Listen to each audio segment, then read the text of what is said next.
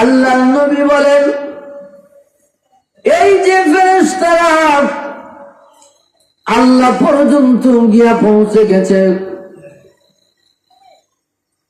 আল্লাহ পর্যন্ত যেই সমস্ত ফেরেশতারা গেছে, ওই ফেরেশতাদের সাথে আল্লাহ কথা বলতে থাকেন। আল্লাহর আশেপাশে যত ফেরেশতা আছে ওই ফেরেশতাদের সাথে ওই মজলিসকে নিয়ে আল্লাহ কথা বলতে থাকেন। এক পর্যায়ে গিয়া আল্লাহ রাব্বুল আলামিন ফেরেশতাদেরকে বলেন, ও ফেরেশতারা, এই মজলিসের মধ্যে যারা বসে আছে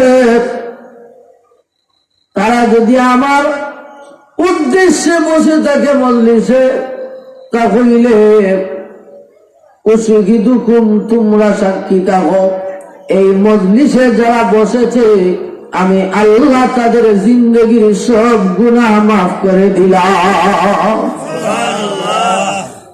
শুধু গুনাহ মাফ করছি তা নয়, আল্লাহর নবী বলেন, আল্লাহ তখন ঘোষণা করে দিবেন, ফেরেশতারা রে, আমার বান্দাদের গুনাহ মাফ করছি তা নয়, আমি আল্লাহ তাদের গুনাহ সমূহকে নেকি দিয়া বদলাইয়া দিলাম। তাহলে এই মজলিসে আইসা বসার কারণে আমরা লাভ হইছে না লস? আর যেরকম লাভ না লস? তাহলে এই সমস্ত মজলিসে বসার দরকার আছে না নাই? আরো যেরকম দরকার আছে না নাই?